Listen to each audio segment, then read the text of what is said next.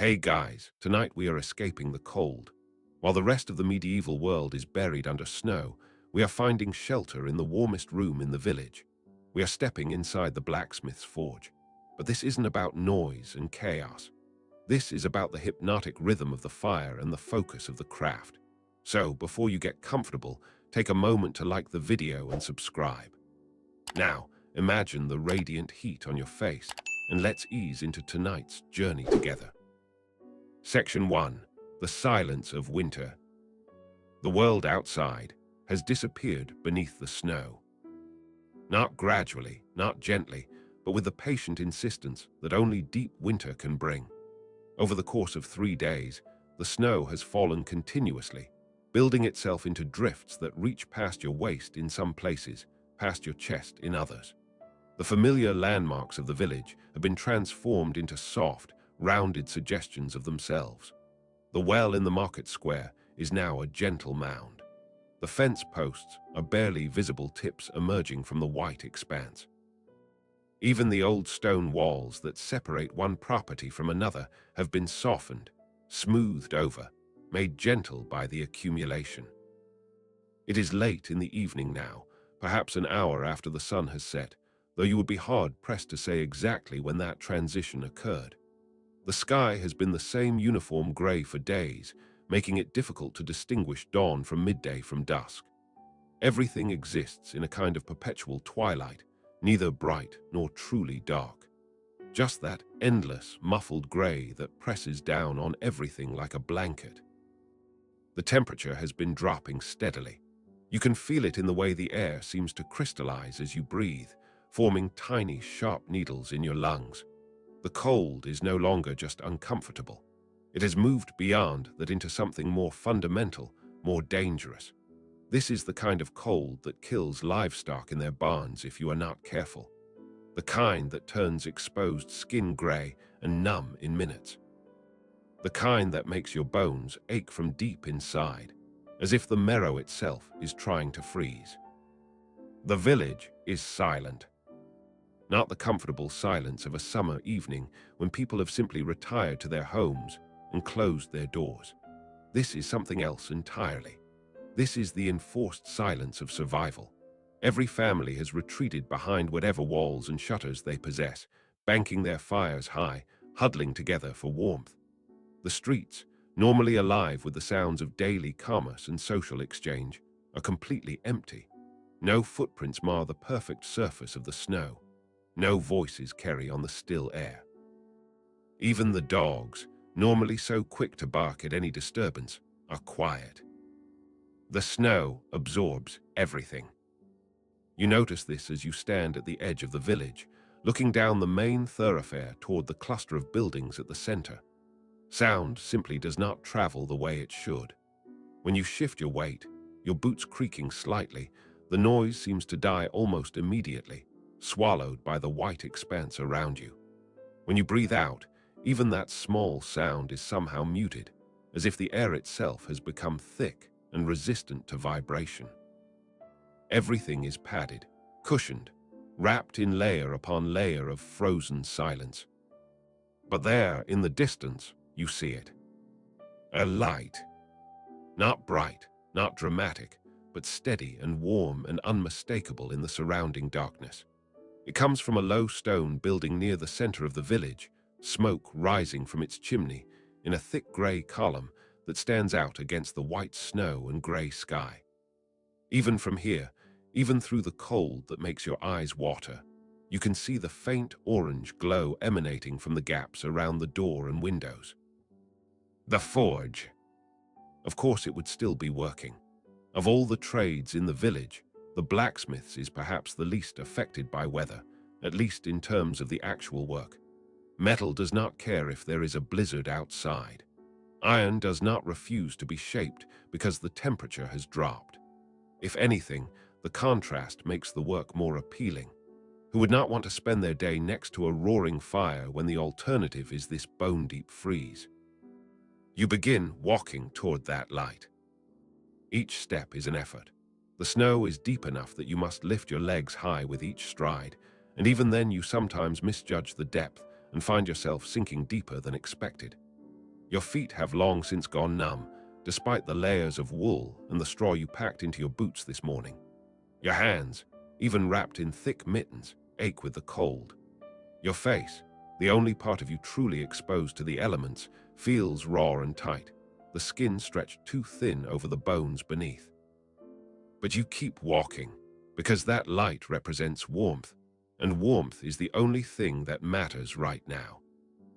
The buildings on either side of the street are dark and shuttered. You pass the miller's house, recognizable only by its position and the faint outline of the mill wheel, now frozen solid and buried in snow. You pass the cooper's workshop, the potter's shed, the small chapel with its simple wooden cross barely visible above the drift that has formed against its door. All of them are sealed tight against the weather, their occupants undoubtedly huddled around whatever fires they have managed to maintain. No one else is out. You are alone in this frozen landscape, trudging toward the one beacon of warmth and light in the entire village. As you get closer, more details become visible. The forge itself is a solid structure, built low to the ground with thick stone walls and a slate roof that sheds snow more efficiently than the thatched roofs of the surrounding buildings. There is a practical, utilitarian quality to its construction. This is not a building designed for comfort or aesthetics. This is a building designed to contain fire and withstand the heat and sparks and general violence of metalworking. The stone walls are dark with soot, darker even than you would expect from a building this age. Years of smoke and ash and fine metal particles have created a patina that no amount of scrubbing could remove. The door is thick oak, reinforced with iron bands that were undoubtedly made right here in the building itself. The windows are small and set high in the walls, more for ventilation than for light, covered with wooden shutters that can be closed when the weather demands it. But tonight, the shutters are partially open, and light spills out from within. You can see the glow of the fire reflected on the snow around the building, creating a small circle of orange warmth in the otherwise monochrome landscape. The smoke from the chimney rises straight up in the still air, a thick column that gradually disperses as it climbs higher. There is something almost defiant about that smoke, about the heat it represents. While everything else in the world is frozen and still and silent, this one building continues to generate warmth and light and the promise of productivity. Your steps quicken slightly as you approach, though the deep snow makes any real speed impossible. You can feel it now, even from outside, a subtle warmth that has nothing to do with physical proximity and everything to do with anticipation. You have been cold for so long that even the idea of warmth is enough to create a phantom sensation on your skin. The door is directly ahead now, just a few more steps through the deepest part of the snow drift that has formed against the entrance. You push through it, feeling the resistance, feeling the way the snow tries to hold you back, tries to keep you in the cold world outside. And then your hand is on the door handle. It is warm. Not hot, not enough to burn, but noticeably, unmistakably warm to the touch, even through your thick mittens. The metal of the handle has absorbed heat from the air inside, becoming a small promise of what lies beyond. You pull the door open. Section 2. The threshold. The transition is not immediate. You expected it to be, expected to be hit with a wall of heat the moment the door swung open.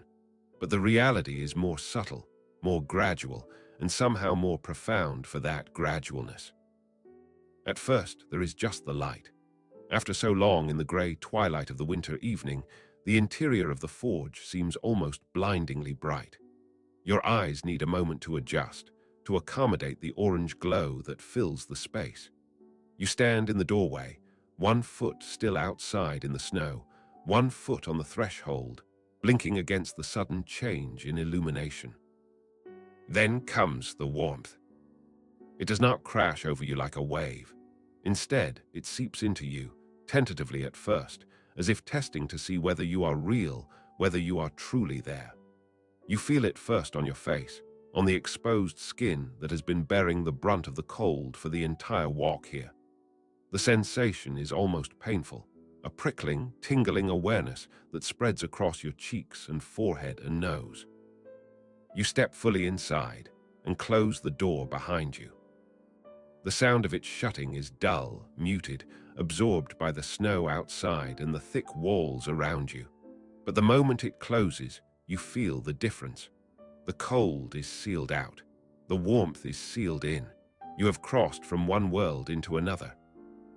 For several long moments, you simply stand there, just inside the door, letting your body begin the process of thawing. The prickling in your face intensifies, becoming almost unbearable for a few seconds before gradually subsiding into a more pleasant warmth. Your fingers, still encased in their mittens, begin to send distress signals to your brain. That particular ache that comes when frozen extremities first encounter heat. Not pain exactly, but not comfort either. Something in between. A reminder that your body has been pushed close to its limits and is now being asked to come back from the edge. You pull off your mittens, tucking them into your belt, and look at your hands. They are pale, almost waxy looking, the fingertips slightly discolored. When you flex them experimentally, the movement is stiff, reluctant. You hold them up, palms facing the interior of the forge, and let the warmth work on them more directly. The tingling increases. Your fingers feel swollen, though they do not look swollen. Each joint aches. But slowly, gradually, color begins to return. The waxy paleness gives way to pink, then to something closer to normal. The stiffness eases. The ache transforms into something more bearable. You take a deeper breath, your first real breath since entering, and the air itself is a revelation. It is warm, yes, but more than that, it is dry. After days of breathing the damp, heavy air outside, this is like drinking clear water after nothing but muddy streams. The air carries scents with it. Coal dust, yes, but clean coal dust, not the acrid smoke of a poorly maintained fire. Metal, the particular sharp metallic tang that comes from iron and steel. Oil, probably used on the tools. Leather from the bellows and the blacksmith's apron. And underneath it all, the fundamental smell of heat itself. That hard-to-describe scent that comes from stones and metal and air all being warmed well beyond their normal temperatures. Your eyes have adjusted now, and you can see the interior of the forge properly. It is not a large space, perhaps 20 feet across and 30 feet deep, with the ceiling only slightly higher than a tall man could reach with his hand extended.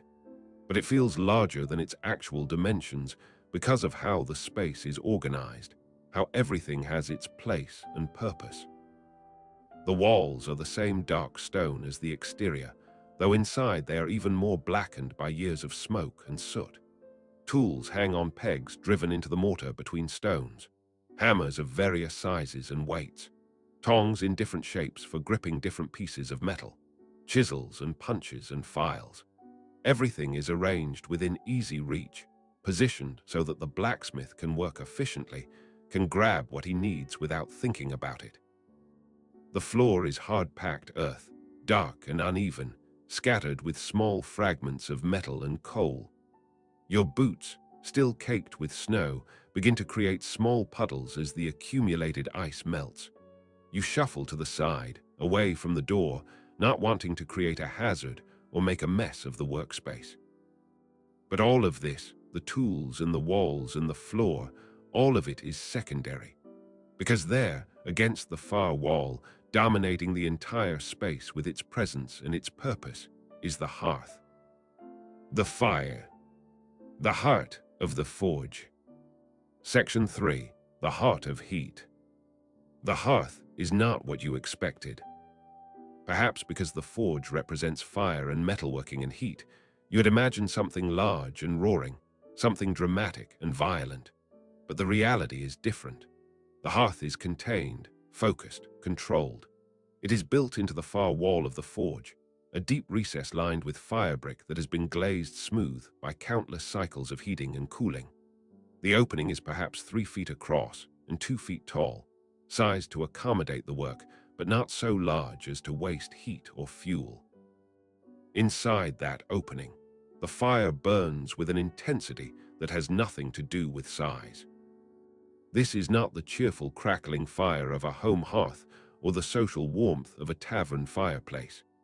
This is a working fire, a tool fire, a fire that exists for a specific purpose and is maintained with exacting precision. The fuel is coal, not wood. You can see the lumps of it stacked carefully within the hearth, each piece roughly the size of your fist, arranged in a way that allows air to flow between them while maintaining a concentrated bed of heat. The coal burns differently than wood. There are no flames leaping and dancing, no random sparks shooting upward. Instead, the coal glows. And oh, how it glows. The colors are hypnotic. At the base, where the coal is newest and the heat is most concentrated, the glow is almost white, so bright that it is difficult to look at directly. Your eyes slide away from it, unable to hold that intensity for more than a second or two. This is the kind of white that borders on blue, the color of metal heated to its maximum forging temperature, the color of pure energy made visible. Above that, as the heat disperses slightly, the white gives way to orange. Not a pale orange, not the orange of autumn leaves or pumpkins or sunset. This is a deep, saturated orange, the orange of molten glass, of liquid amber, of something fundamental and elemental. The orange portions of the coal seem to pulse slightly, responding to subtle variations in airflow and heat distribution. Further up still, where the coal is older and beginning to break down, the orange transitions into red. This red is darker, richer, more subdued but no less intense. It is the red of garnets, of wine held up to candlelight, of blood. The red coals do not pulse the way the orange ones do. Instead, they maintain a steady, unwavering glow, a base layer of heat that supports everything above it. And at the very top, at the edges where the coal is transitioning from fuel to ash, there are areas of deep crimson that fade almost to black. These are the coals that have given their heat, that are nearing the end of their useful life. But even they contribute, maintaining the overall temperature, ensuring that the fire remains stable and consistent. You stand there, perhaps 10 feet away from the hearth, and simply watch the colors shift and flow. Because they do shift, you realize. The fire is not static. Although there are no flames, although there is no obvious movement, the colors are constantly changing in subtle ways. A section of white will suddenly intensify, glowing brighter for a moment before subsiding. An area of orange will deepen to red, then lighten again. The boundaries between the different colors are not fixed, but fluid, moving and blending in response to forces you cannot see. The heat radiating from the hearth is substantial even at this distance. You can feel it on your face, on your hands, on any exposed skin. It is not uncomfortable, not yet, but it is present, insistent. The kind of heat that you can lean into, that you could get closer to if you chose, though you are content for now to remain where you are, letting your body continue its slow thaw. The warmth soaks into your clothes, into the wool and leather and linen that you have wrapped around yourself for protection. You can feel it penetrating through the layers, reaching your skin, finally beginning to address the deep cold that has settled into your core. Your muscles, which have been tensed against the cold for hours, begin to relax. Your shoulders drop. Your jaw unclenches. The various small aches and pains that you had stopped noticing because everything hurt begin to ease. Above the hearth, you can see the chimney opening, a dark space that seems to swallow the heat and smoke rising from the coals. The stonework around the chimney is discolored, stained by years of exposure to smoke and heat. The stones themselves have taken on a glassy quality in places where the heat has been most intense, the surface partially melted and reformed into smooth, irregular patches. You notice that there is no smoke in the forge itself. The chimney draws efficiently, pulling the exhaust up and out without allowing it to accumulate in the workspace. This is crucial, you realize. A poorly vented forge would quickly become uninhabitable, filling with smoke and making it impossible to breathe or see. But this forge has been designed and maintained by someone who understands their craft. The air inside is clear, if warm and scented with the various smells of metalworking. The light from the hearth fills the space, casting strong shadows and creating areas of dramatic contrast. The tools hanging on the walls catch the orange glow, their metal surfaces reflecting it back in small points of light. The anvil, which you can now see positioned near the center of the room, gleams softly, its working surface polished smooth by countless blows. You could stand here all night, you think, just watching the fire. There is something deeply primal about it, something that speaks to a part of your brain much older than language or culture. Fire equals warmth equals safety equals life. The equation is simple and fundamental and undeniable. After the cold outside, after the gray silence of the frozen village, this concentrated point of heat and light feels like the center of the world. But there is more to see, more to understand about this space. Your attention shifts from the hearth itself to the tools and mechanisms that support it. Section 4. The breath of the fire. To the left of the hearth, mounted on a heavy wooden frame bolted directly to the stone wall, is the bellows. You have seen bellows before, of course. Every home has some version of them, usually small handheld ones used to encourage a sluggish cooking fire or to revive dying embers. But this bellows is something else entirely. This is to those household tools what a warhorse is to a pony. The same basic concept, yes, but scaled up and purpose-built for serious work. The bellows consists of two large wooden boards, each perhaps 4 feet long and 2 feet wide, connected by leather sides that form a flexible chamber between them. The leather is thick and well-maintained, oiled to keep it supple despite the constant heat and dry air of the forge. You can see where it has been patched in places, carefully sewn reinforcements where wear was beginning to show. The top board has a handle attached to it, a simple wooden grip that the blacksmith can use to lift and lower the board, compressing and expanding the chamber. When compressed, the leather sides fold in on themselves, creating wrinkles and creases. When expanded, they stretch taut, creating a chamber that can hold a substantial volume of air. At the back of the bellows, where it connects to the wall, there is a nozzle. This is the crucial part, the point where the bellows interface with the fire. The nozzle is made of iron, naturally, and extends through an opening in the back of the hearth. When the bellows are compressed, air is forced through this nozzle directly into the heart of the fire, providing the oxygen needed to maintain and intensify the heat. Right now, the bellows are at rest, the top board raised and the leather sides expanded. But even at rest, you can see the evidence of their use. The handle is worn smooth from countless grips. The leather shows the pattern of stress and strain that comes from repeated compression. The entire apparatus has that quality of a well-used tool, something that has been worked hard but maintained carefully. You imagine the bellows in action. The blacksmith would grasp the handle and pull down, compressing the chamber, forcing the air through the nozzle and into the fire.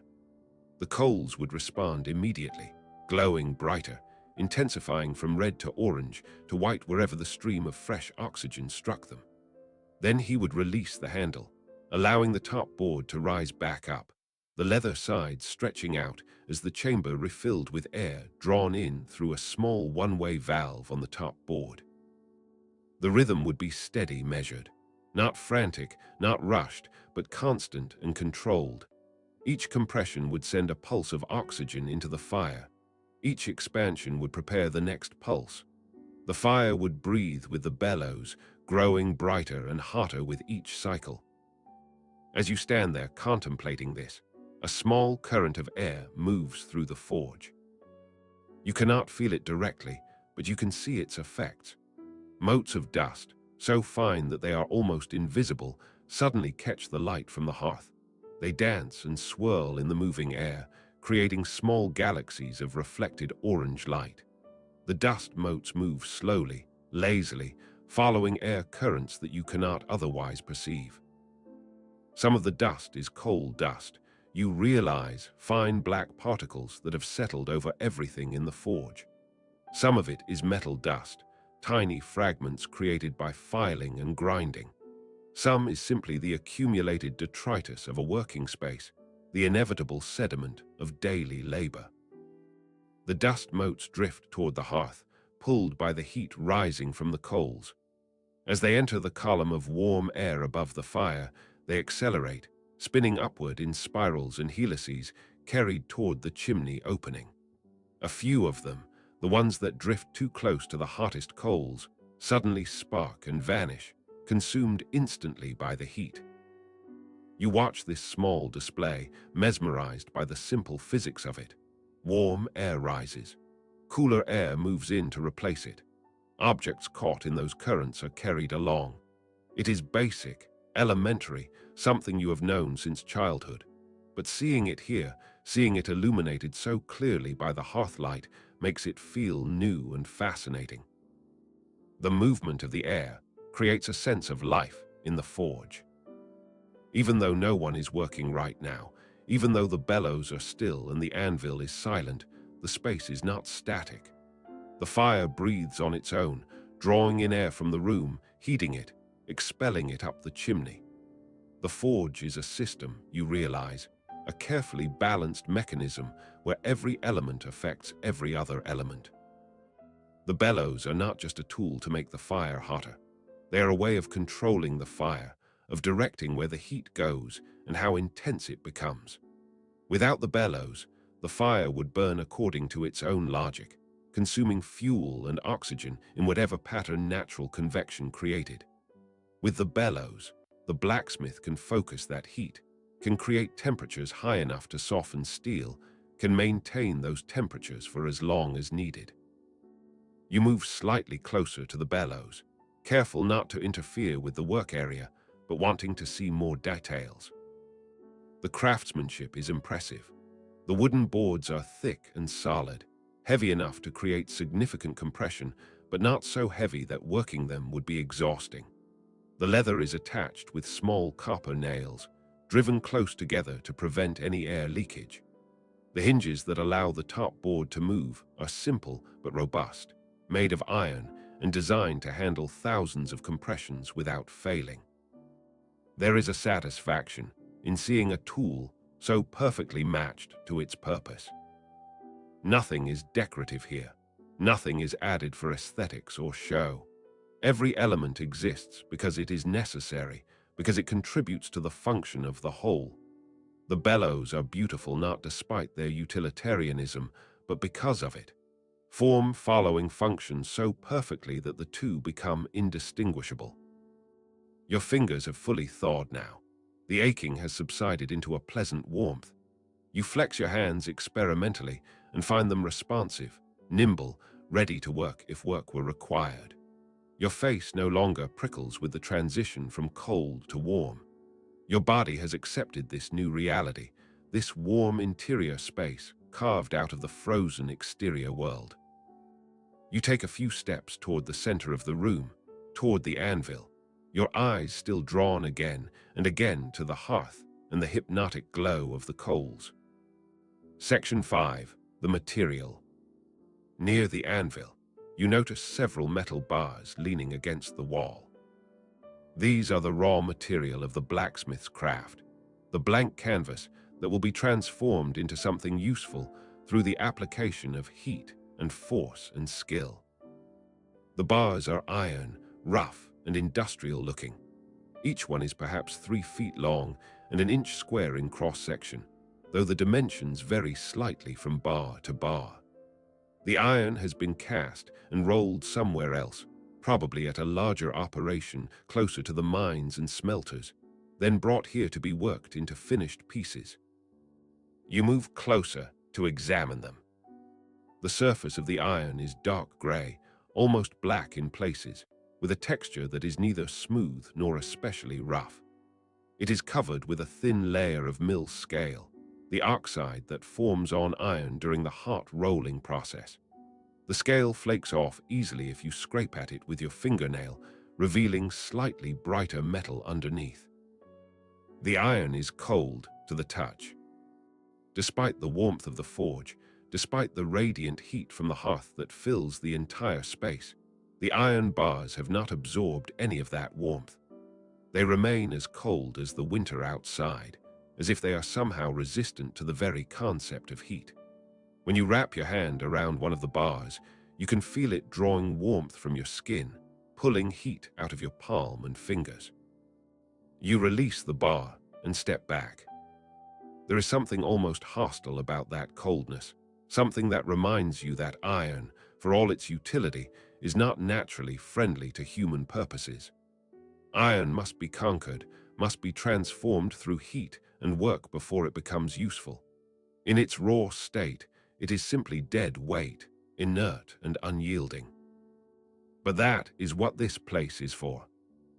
That is the entire purpose of the forge, the reason for the hearth and the bellows and all the tools hanging on the walls. This is where iron is transformed. This is where cold, lifeless metal is heated until it glows, then shaped and worked and cooled into something functional and valuable. You imagine the process beginning. The blacksmith would select one of these bars, choosing based on the requirements of the specific project he has in mind. A sword would require different dimensions than a horseshoe, which would require different dimensions than a hinge or a nail or a plow blade. But once selected, the process would be similar regardless of the final form. He would carry the bar to the hearth and place it directly into the fire, laying it across the glowing coals. At first, nothing would seem to happen. The iron would simply sit there, black and cold and apparently unchanged. But the heat would be working on it, invisibly at first, raising the temperature of the metal degree by degree. The molecular structure of the iron would begin to respond, the atoms vibrating more and more energetically as they absorbed thermal energy. The process would not be quick. Iron is dense and has a high heat capacity, meaning it takes a significant amount of energy to raise its temperature. The blacksmith would need to be patient, would need to let the fire do its work. He might use this time to arrange his tools, to prepare the anvil, to plan the exact sequence of operations he would perform once the iron reached working temperature. The bellows would come into play here. Natural convection alone would eventually heat the iron, but too slowly for practical work. The blacksmith would begin the steady rhythm of compression and expansion, feeding oxygen into the fire, intensifying the heat around the iron bar.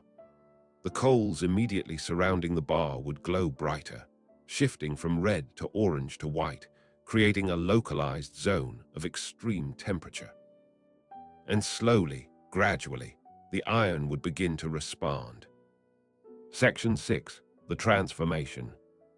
You can picture it so clearly in your mind.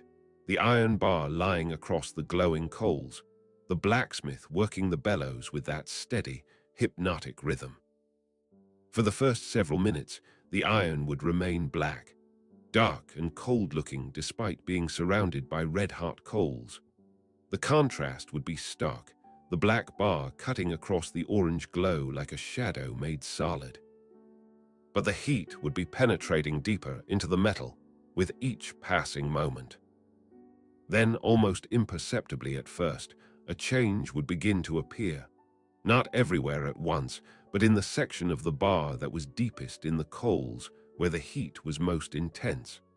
The black would start to shift, would take on a different quality. Not quite a color yet, but the suggestion of color, the promise of it. The dull red would emerge first. It would appear as a subtle darkening that was somehow also a lightening, a glow so faint that you might question whether you were actually seeing it or just imagining it. But as the seconds passed, as more heat soaked into the iron, the glow would intensify, would become undeniable. dull red, like embers that have been burning for hours, like the last light of sunset filtered through smoke. The iron would retain its solidity, would still clearly be a metal bar, but now with this internal light, this evidence that something fundamental was changing. The blacksmith would watch this carefully. The color of the iron tells him everything he needs to know about its temperature, about whether it is ready to be worked or needs more time in the fire. This is knowledge earned through years of experience, a visual language that cannot be learned from books or explanations, but only through countless hours of observation and practice. As the iron continued to heat, the dull red would intensify, would grow brighter and more saturated. The color would spread along the length of the bar, extending outward from the hottest point, creating a gradient of color from black at the ends to glowing red in the middle. Then the red would begin to shift toward orange. This is cherry red, the blacksmiths call it, and it represents a crucial threshold. Iron at cherry red is hot enough to be worked, hot enough to be moved and shaped with hammer and tongs. Not easily, not without effort, but it is possible. The metal has softened, has lost some of its rigidity. Force applied at this temperature will create permanent deformation. But the blacksmith would not remove the iron yet. Not if he wanted to do fine work, not if he wanted the iron to move under the hammer with that perfect plasticity that marks expert metalworking. So the bar would remain in the fire, and the bellows would continue their rhythm, and the heat would continue to build. The cherry red would brighten, would take on orange overtones. Not a dull orange, not the orange of dying coals, but a vibrant, saturated orange that seemed to emit light rather than simply reflect it. The iron would glow like a piece of the sun itself, a captured fragment of stellar fire brought down to earth and contained in metal form. At this temperature, the iron would be genuinely soft, as malleable as clay though still maintaining its essential metallic nature. A hammer blow would move significant amounts of material. The iron could be drawn out, lengthened and thinned. It could be upset, compressed and thickened. It could be bent and twisted and shaped according to the blacksmith's will. But there is another level beyond orange. The brightest heat, the maximum forging temperature, is white. Not the white of paper or snow, but a white that borders on yellow, a white so intense that it seems to vibrate, seems to exist on the edge of visibility. This is iron heated to nearly 2,000 degrees, iron pushed to the limit of what is practical for forging, iron that has become almost fluid in its softness. At white heat, the iron would move under the hammer like butter, flowing and spreading with each blow. Fine details could be achieved, complex shapes could be created, but it is also dangerous territory because iron heated too hot, pushed beyond white into the yellow and sparking range, begins to burn. The surface oxidizes rapidly, throwing off sparks and scale, degrading the quality of the metal. So the blacksmith must know exactly how hot to make the iron for each specific operation. He must be able to read the color, to judge the temperature with nothing but his eyes and his experience. Too cold and the iron will not move properly, will resist the hammer, will crack under stress. Too hot and the iron will burn, will be ruined, will be reduced to useless slag. The spectrum of heat is his language. Black means cold, dead, unworkable. Dull red means warming, approaching usability. Cherry red means ready for rough work, for heavy shaping. Orange means ideal, perfect, the sweet spot where the iron is soft but still strong, malleable but not fragile. White means maximum heat, to be used sparingly and with great care. You imagine watching this transformation, watching the black bar slowly shift through the spectrum. It would be hypnotic, meditative. The kind of process that requires attention but not active thought, that allows the mind to settle into a watching, observing state. The glow would illuminate the blacksmith's face as he stood at the hearth, would cast orange light across his features, would reflect in his eyes. He would be patient, would not rush. Good metalworking cannot be rushed. The iron will reach working temperature when it reaches working temperature, and not before, regardless of how impatient the smith might be. And when the color was right, when the iron glowed with that perfect orange that meant it was ready, then, and only then, would the actual forging begin. Section 7. The preparation.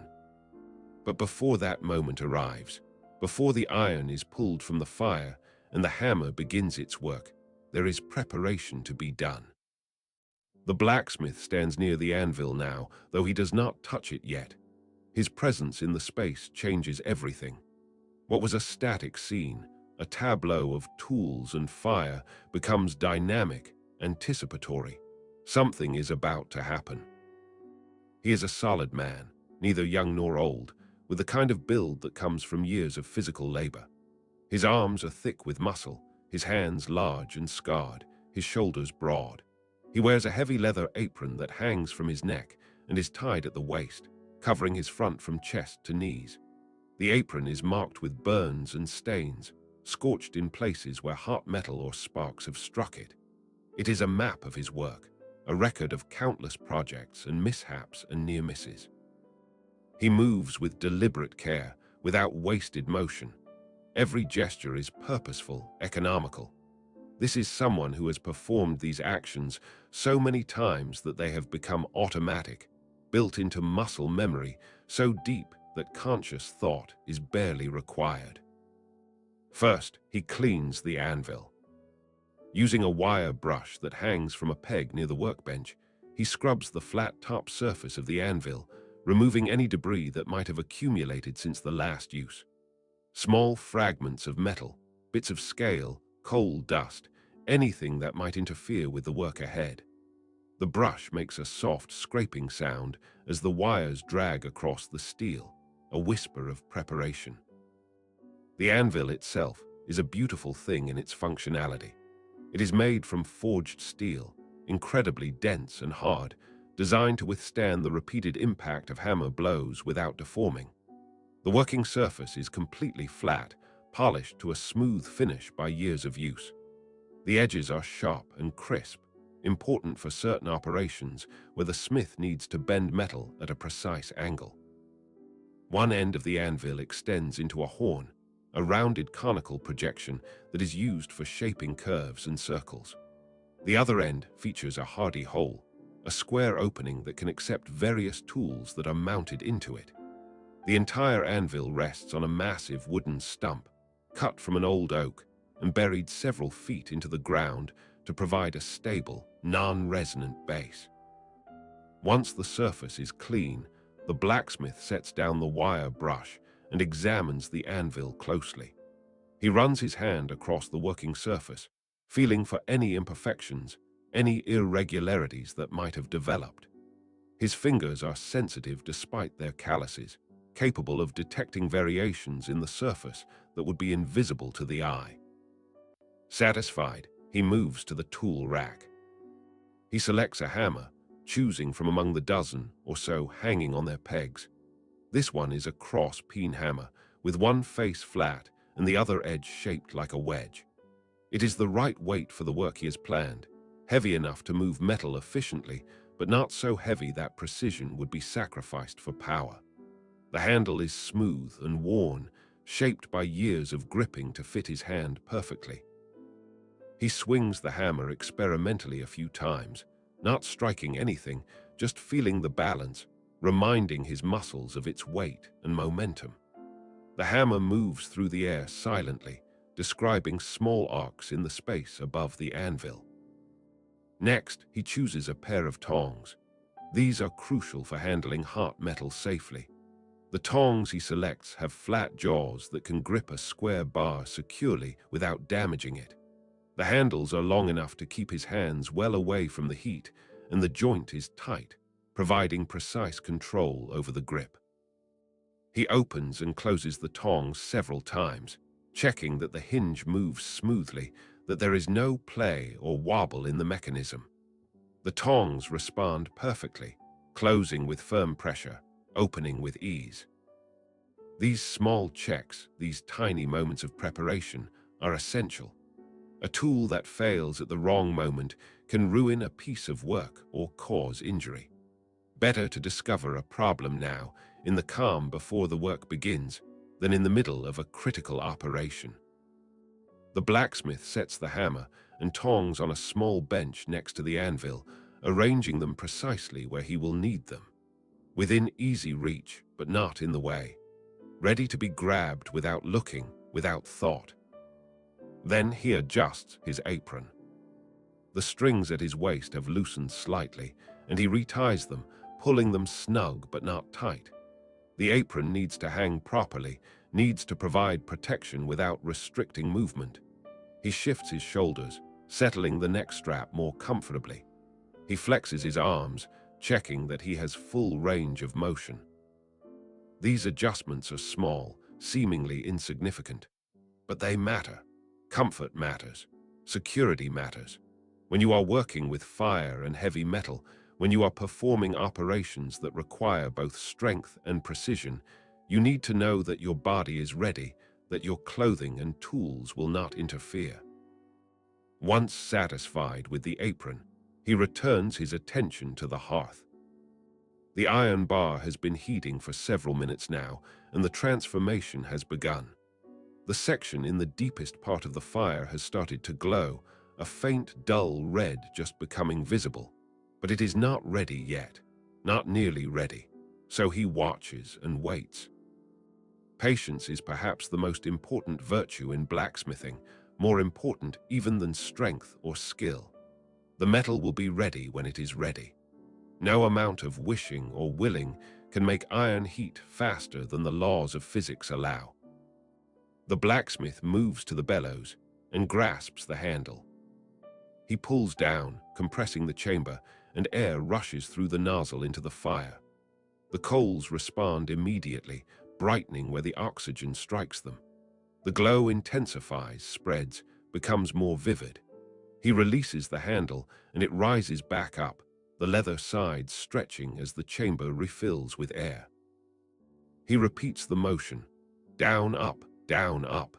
The rhythm is steady, like breathing, like a heartbeat. Not fast, not labored, just consistent and continuous. Each compression sends a pulse of air into the fire, each expansion prepares for the next pulse. The iron bar responds to this increased heat. The dull red glow spreads, extends further along its length. The color deepens, becomes more saturated, from dull red toward cherry red, from cherry red toward orange. The blacksmith continues working the bellows, his eyes never leaving the iron. He is reading it, interpreting the visual information it provides, judging the temperature with the expertise of decades. Not there yet. Still too cold. Needs more time, more heat. The forge has fallen into a particular kind of silence now. Not the empty silence of an unused space, but the full silence of focused attention. The blacksmith is not talking, not humming, not making any unnecessary sound. His breathing is steady and controlled, coordinated with the rhythm of the bellows. The fire does not crackle or pop like a wood fire would. The coals simply glow, radiating their heat in silence. Outside, beyond the thick stone walls, the snow continues to fall. The village remains buried, frozen, still. But inside this small pocket of warmth and light, preparation is being made. Work is about to begin. The ancient dance between human will and material resistance is about to unfold once more. You watch all of this from your position near the door, still absorbing the heat, still feeling your body adjust to this new environment. The contrast between outside and inside has never been more apparent. Out there, everything is frozen and dead. In here, everything is about to come alive. The blacksmith checks the iron again. The color has shifted further. Cherry red now, definitely cherry red, approaching the orange threshold. His experienced eye can see things you cannot, can detect subtle variations in hue and intensity that reveal exactly where the metal is in its heating curve. He works the bellows more vigorously now, increasing the airflow, intensifying the heat for this final push. The coals in the hearth glow brighter, white and orange and red all swirling together in that mesmerizing display. The iron bar lies across them, drinking in the heat, its internal structure being transformed by the energy flowing into it. The room itself seems to hold its breath. Everything is ready. The anvil is clean. The tools are selected and positioned. The blacksmith is prepared, his body and mind aligned with the task ahead. And the iron, slowly, inexorably, is approaching the perfect temperature. Orange now. Definitely orange. Bright orange that seems to pulse with its own internal light. The iron glows like something alive, like something that has transcended its material nature and become pure energy constrained in metal form. The blacksmith releases the bellows handle and lets it rise one final time. He steps away from the hearth and moves toward the anvil, his hand reaching for the tongs. This is the moment. This is when the potential energy stored in that glowing bar of iron will be released through hammer blows and skilled manipulation. But before he grabs the tongs, before he pulls the iron from the fire, he pauses. Just for a second, just for a breath. He looks at his tools, at his anvil, at the fire, making sure everything is exactly as it should be, making certain that when he begins, when the work truly starts, there will be no interruptions, no mistakes, no need to stop and adjust or correct. This pause, this moment of stillness before action, is sacred in its own way. It is the acknowledgement that what comes next requires total focus, complete commitment. Once the iron comes out of the fire, once the hammer begins to fall, there is no room for doubt or hesitation. The work will demand everything he has, every bit of strength and skill and attention he possesses. He takes a slow, deep breath. His shoulders relax. His grip on the tongs firms up. His weight shifts slightly, balancing on the balls of his feet, ready to move. The silence deepens. Outside, the snow falls on a frozen world. Inside, the fire glows orange and white and red, casting dancing shadows on the dark stone walls. The tools wait on their pegs, ready to be employed. The anvil stands solid and immovable, ready to receive the blows that will shape the iron. And in that glowing bar of metal, in that orange light that has transformed dead grey iron into something vital and workable, lies all the potential of creation. In the hands of a skilled craftsman, that bar could become anything. A horseshoe to carry a knight into battle, a nail to hold together the frame of a home, a hinge to allow a door to swing freely, a blade to harvest crops or defend lives, a hook to hang a pot over a fire, a chain to draw water from a well. The transformation has already begun. The iron is no longer cold and dead. It is warm, glowing, ready to be shaped. But the true transformation, the one that will turn raw material into finished product, is about to start.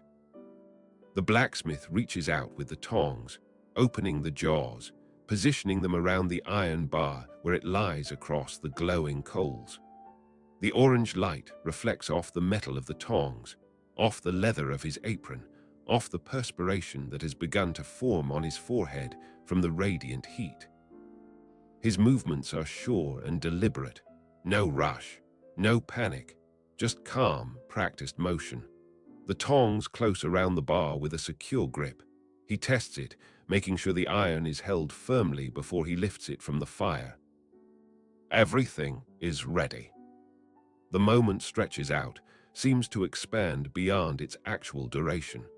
You find yourself holding your breath, watching, waiting for what comes next. And in this moment, suspended between preparation and action, between potential and realization, the forge seems to embody something fundamental about human existence. We take the raw materials of the world, materials that are cold and resistant and unwilling, and through the application of heat and force and patience and skill, we transform them into things of use and beauty. We impose order on chaos. We create function from formlessness. This is what happens in a forge. This is what has happened in forges for thousands of years, in every culture that has discovered the secret of working metal. The technology may vary, the specific techniques may differ, but the fundamental process remains the same. Heat, shape, cool. Repeat as necessary until the vision in the craftsman's mind is made manifest in the physical world. The blacksmith lifts the iron bar from the fire, the tongs holding it securely. The orange glow illuminates the space around him, creating a sphere of warm light. Small flakes of scale fall from the bar, tiny pieces of oxide that have formed on the surface during heating. They drift down toward the floor, still glowing faintly, tiny falling stars in miniature. He carries the glowing bar toward the anvil, his steps measured and careful. Hot iron is dangerous. A momentary carelessness, a slip of the tongs, a piece of scale landing on exposed skin can cause serious burns. So he moves with the caution that experience has taught him, never rushing, always maintaining control. The anvil waits, its steel surface ready to support the work, ready to provide the resistance against which the hammer can do its job. The blacksmith positions the iron bar on the anvil, holding it in place with the tongs, adjusting its angle, making sure it is exactly where he wants it. He sets down the tongs for just a moment and picks up the hammer. The weight of it is familiar, comfortable, an extension of his arm, of his will. He makes one practice swing, feeling the momentum, the balance.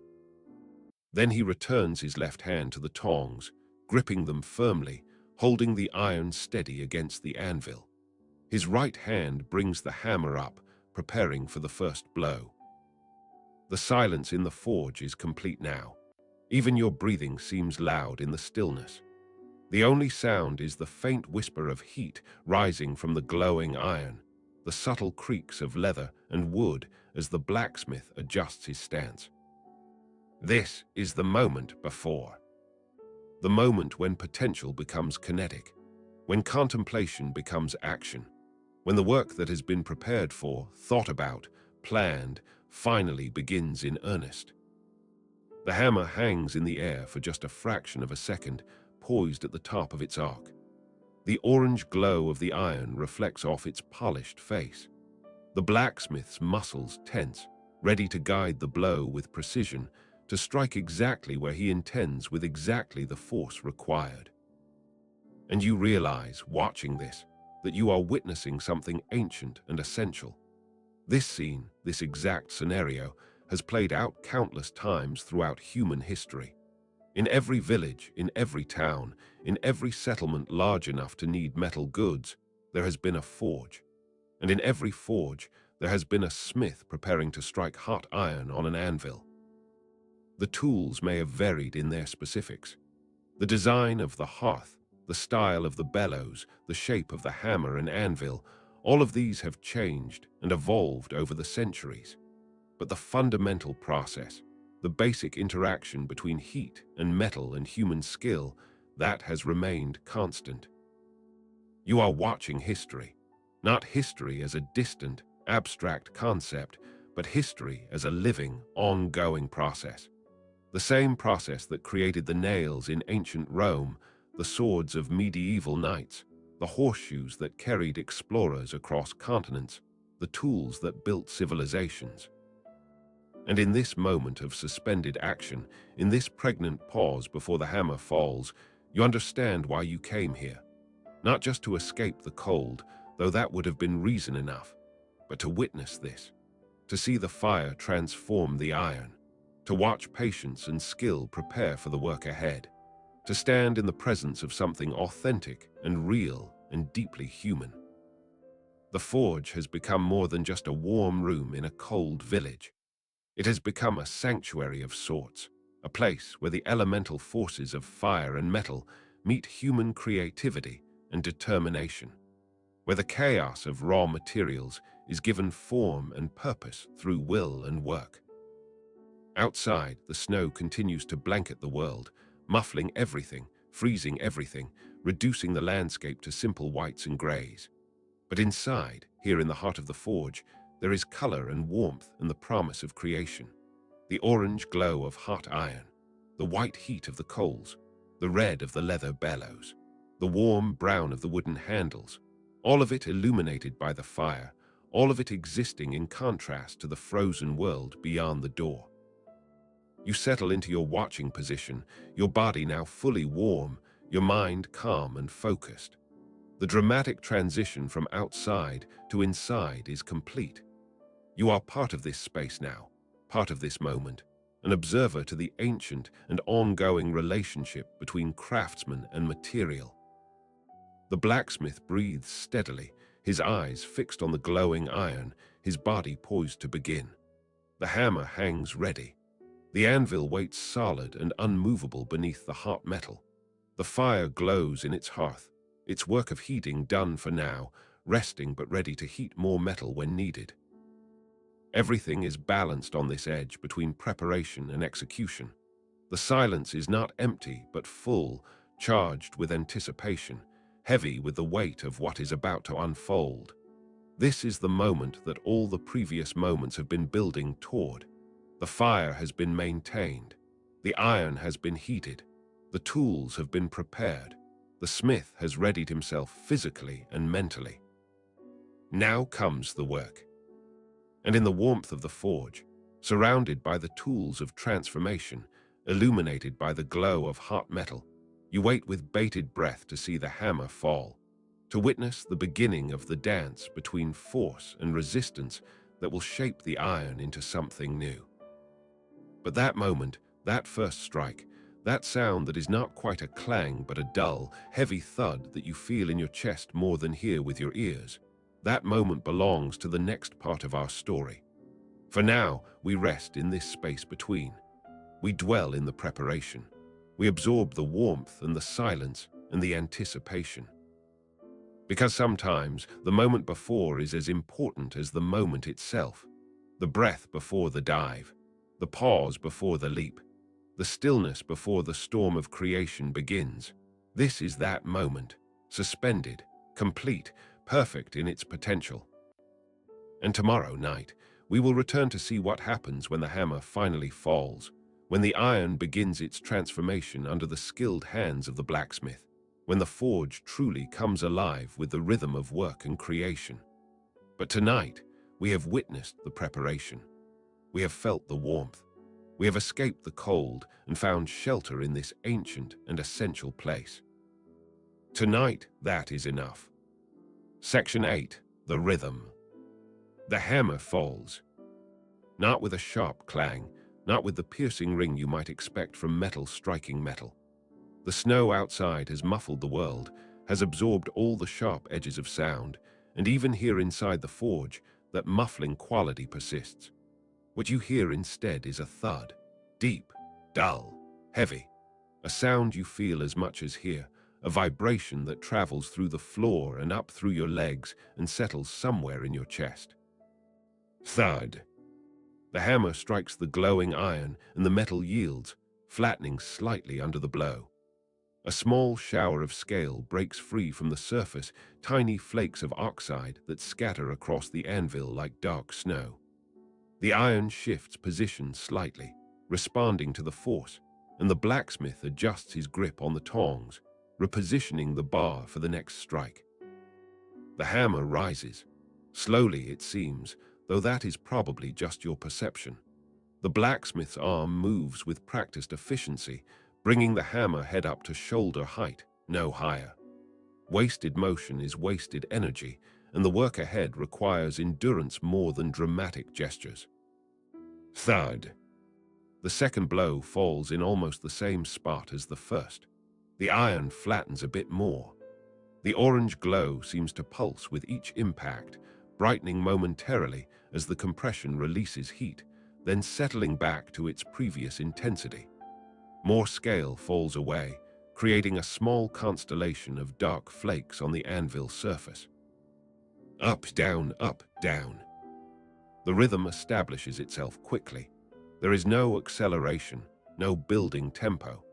The blacksmith simply settles into a pace that he can maintain, a steady cadence that allows him to work efficiently without exhausting himself. Because this is not a sprint. This is not about explosive effort or dramatic flourishes. This is about consistency, about applying force repeatedly and precisely until the metal takes the shape he has envisioned. Thud, thud, thud. You find yourself swaying slightly in time with the blows. Your body has picked up the rhythm without conscious thought, has begun to move with it, to breathe with it. Inhale as the hammer rises. Exhale as it falls.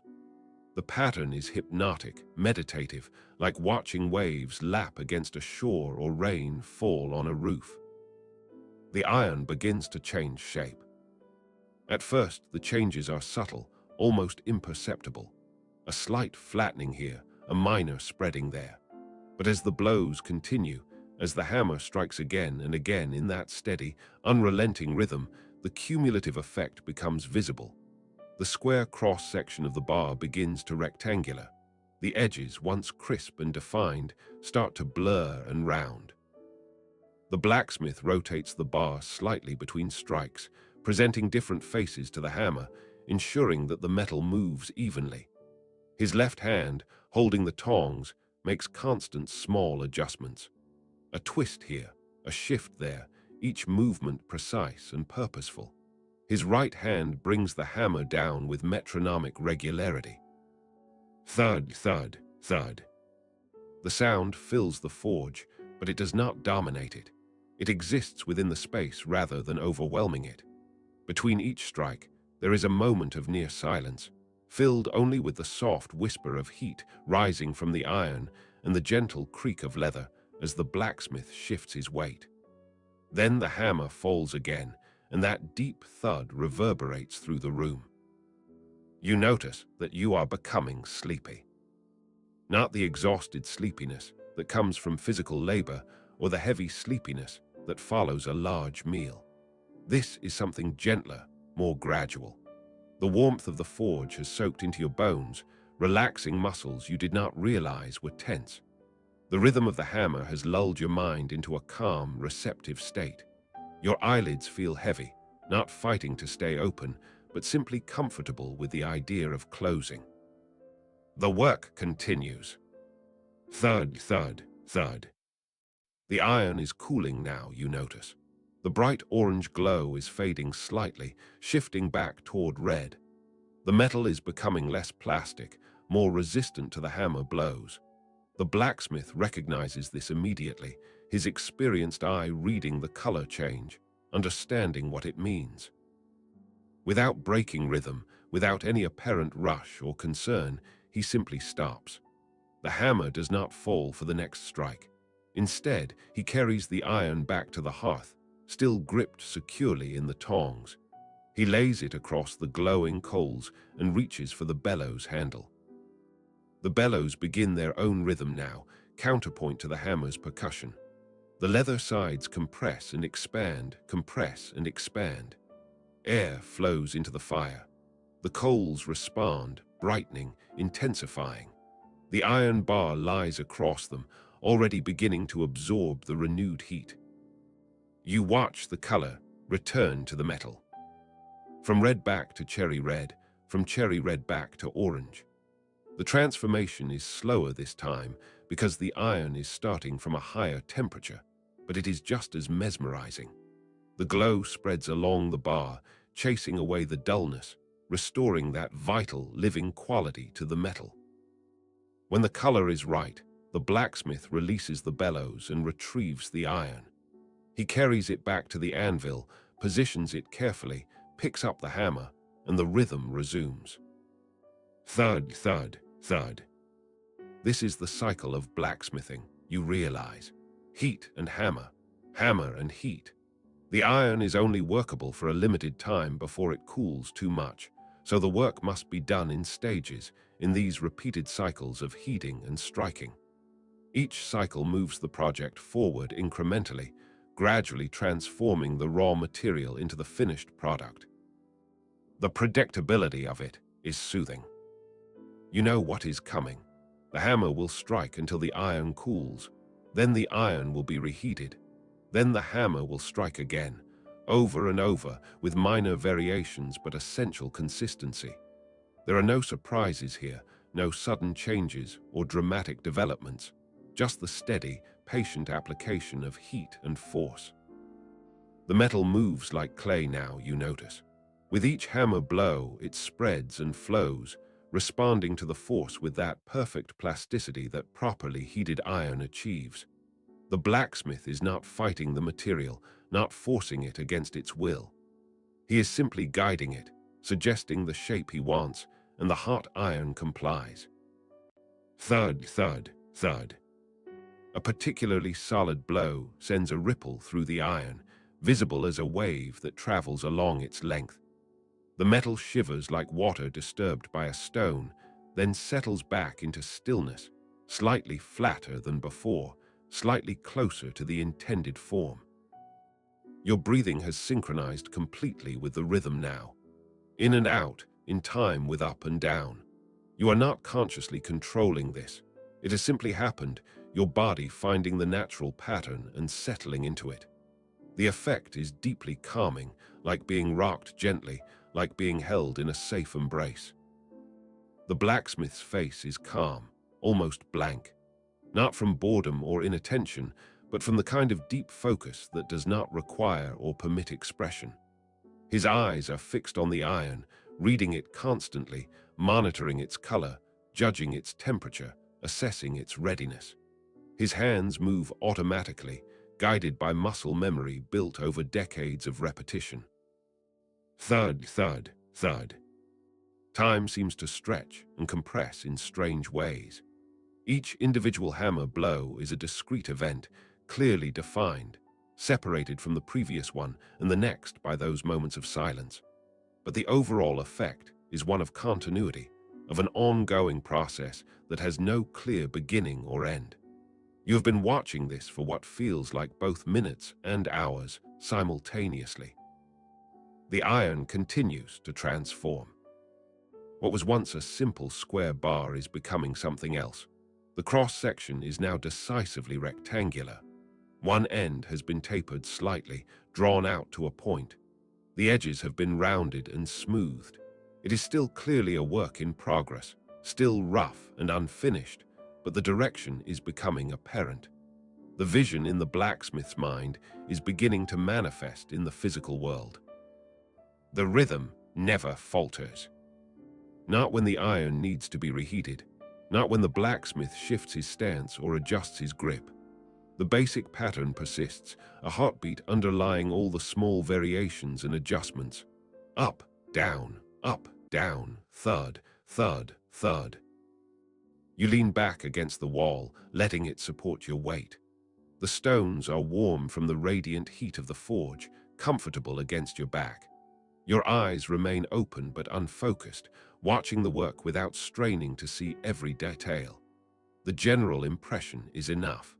The movement of the hammer, the glow of the iron, the steady progression of the shaping. The sleepiness deepens. Not to the point of actually falling asleep, not quite, but to that pleasant edge state where the boundary between waking and sleeping becomes blurred. Your thoughts drift without direction or urgency. The warmth wraps around you like a blanket. The rhythm of the hammer provides a focal point, something to rest your attention on without requiring active engagement. Thud, thud, thud. Another trip to the hearth, another session with the bellows. The cycle repeats. The coals brighten. The iron glows. The orange light fills that corner of the forge, creating shadows that dance and sway with subtle variations in the fire's intensity. When the blacksmith returns to the anvil, when the rhythm resumes, you notice something new. He has changed his approach slightly. Instead of striking the same spot repeatedly, he is now moving the hammer along the length of the iron in smooth, flowing passes. Each blow overlaps the previous one slightly, creating a continuous zone of compression rather than isolated impact points. The iron responds beautifully to this technique. It stretches and thins, lengthening as the material is drawn out. The taper at one end becomes more pronounced. The texture of the surface becomes smoother, more uniform, as the flowing hammer blows even out any irregularities. Thud, thud, thud. The sound remains the same, that deep, chest-felt vibration that the snow outside refuses to let become sharp or harsh. If anything, it seems even more muffled now, as if your ears have adjusted to the environment, as if the repetition has made the sound familiar and therefore less noticeable. You find yourself thinking about heartbeats. That is what this sounds like, you realize. Not an individual human heartbeat, which would be faster and lighter, but something larger. The heartbeat of the building, perhaps, or of the earth itself. A slow, powerful pulse that measures time not in seconds, but in breaths, in cycles, in the patient accumulation of small changes. The blacksmith pauses briefly to wipe his forehead with the back of his hand. The heat from the fire and the exertion of the work have raised a light sheen of perspiration on his face, but he does not seem tired or strained. This is simply the expected physical consequence of the labor, managed and accommodated rather than struggled against. He returns to the work, and the rhythm resumes. Thud, thud, thud. Section 9. The shaping. The iron is taking recognizable shape now. What began as a simple bar of raw metal has been transformed, through heat and repeated blows, into something that hints at its final purpose. The taper at one end has been refined into a gradual, elegant point. The body of the piece has been flattened and spread, creating a long, curved section that will eventually wrap around and meet itself. A horseshoe. Of course, one of the most common items produced in any forge, essential for the life of the village. Horses need shoes to protect their hooves, especially in winter when the ground freezes hard and ice can crack unprotected feet. The blacksmith probably makes dozens of these every week, each one custom-fitted to a specific horse, each one shaped with the same patient care you are witnessing now. The iron goes back into the fire. The bellows wheeze and breathe. The orange glow returns, spreads, intensifies. The blacksmith watches and waits, his hands resting for this brief interval, his breathing steady and even. When he withdraws the iron this time, you notice sparks. Not many, just a few, but they catch your attention immediately because they are so visually striking. As the hammer strikes the hot metal, tiny fragments break free from the surface. These fragments are still hot, still glowing, and they fly outward from the point of impact, tracing small arcs through the air. The sparks move slowly, or seem to. Lazily, like fireflies on a summer evening, they drift and tumble through the space. Each one glows orange-red, a miniature echo of the iron from which it came. They spiral and curve, following ballistic paths determined by the angle and force of their ejection. Most of them fall to the floor within a few feet of the anvil, landing in the accumulated debris of previous work sessions. A few, launched at fortuitous angles, travel further. One drifts past your field of vision, close enough that you can see its irregular shape, the way it tumbles end over end, the glow fading as it cools. By the time it reaches the floor, it is already dark, just another bit of scale to be swept up later. The blacksmith pays no attention to the sparks. They are a normal part of the process, expected and harmless as long as reasonable precautions are taken. His leather apron protects his body. His heavy boots protect his feet. The stone floor will not catch fire. So he simply continues working, and the sparks continue their brief, beautiful flights. Thud, thud, thud. More sparks with each blow, creating a small constellation around the anvil. They illuminate the space in ways the steady glow of the hearth cannot, adding small points of moving light to the scene. Like fireflies, yes, but also like stars, tiny celestial bodies following their own paths, burning out their energy in seconds rather than eons. You watch one spark closely as it arcs through the air. It spins as it flies, creating a spiral trail of light. Orange at first, then fading to red, then to a dull glow that is barely visible. It lands on a wooden toolbox several feet away, rests there for a moment, still glowing faintly, then goes completely dark. The visual satisfaction of watching the work is profound. There is something deeply pleasing about seeing raw material transformed into a functional object. The bar of iron that started as a rough, unpromising chunk of metal is becoming smooth, shaped, purposeful. Each hammer blow refines it further, brings it closer to the ideal form that exists in the blacksmith's mind. The curve is forming now. Using the horn of the anvil, that rounded conical projection, the blacksmith bends the heated iron around it. He does not force the bend all at once, but works gradually, applying pressure, checking the curve, applying more pressure. The iron wraps around the horn with surprising ease, the heat making it compliant, willing to take the new shape. Thud, thud, thud. Each blow on the horn produces its own shower of sparks, slightly different from the ones created on the flat face of the anvil. These sparks shoot more horizontally, following the curve of the horn, creating small arcs of light that mirror the arc being formed in the iron itself. The blacksmith rotates the piece, working first one side then the other, ensuring that the curve is even and symmetrical. His eye is remarkably accurate. Without measuring tools or templates, relying only on experience and judgment, he shapes the iron into a curve that looks perfectly proportioned. Back to the fire, back to the bellows, the cycle continues. When the iron returns to the anvil, the blacksmith begins working on the other end, creating a matching taper, preparing it to be shaped into the second arm of the horseshoe.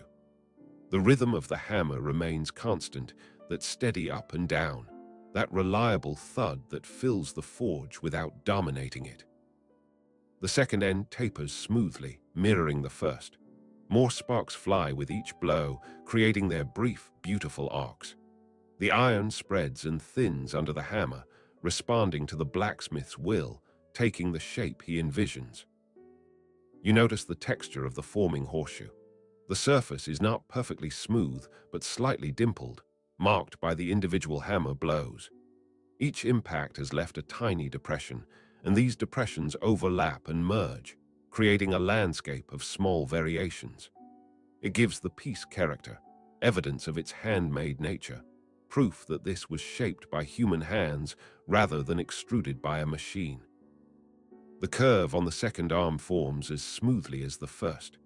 The iron wraps around the horn, guided by the blacksmith's hands, shaped by the hammer's blows. The two arms extend outward from the body of the shoe, not quite meeting yet, but approaching each other, leaving a gap that will accommodate the specific width of the hoof for which this shoe is intended. More sparks dance through the air, their brief flights adding movement and life to the scene. Some land on the floor, some land on the anvil. A few make it all the way to the walls, tiny messengers carrying heat and light to the far reaches of the forge. The blacksmith pauses to examine his work. He holds the piece up, tilting it this way and that, checking the symmetry, assessing the curve. His face remains neutral, but there must be satisfaction there below the surface. The piece is progressing well. The shape is good. The proportions are correct. He sets it back on the anvil and picks up the hammer. The rhythm resumes. Thud, thud, thud. The final shaping now. Small adjustments, minor refinements. A few blows to flatten a section slightly. A few more to smooth an edge. The attention to detail is remarkable, especially given how many of these shoes the blacksmith must make. He could rush through this final stage, could call it good enough and move to the next step. But he does not. Each piece receives the full measure of his skill and care. The sparks continue their flights, fewer now as the work nears completion, but still present, still beautiful. Each one is unique, following its own trajectory, glowing for its own brief moment before fading into darkness. You could watch this forever, you think. The rhythmic motion of the hammer, the transformation of the iron, the dance of the sparks.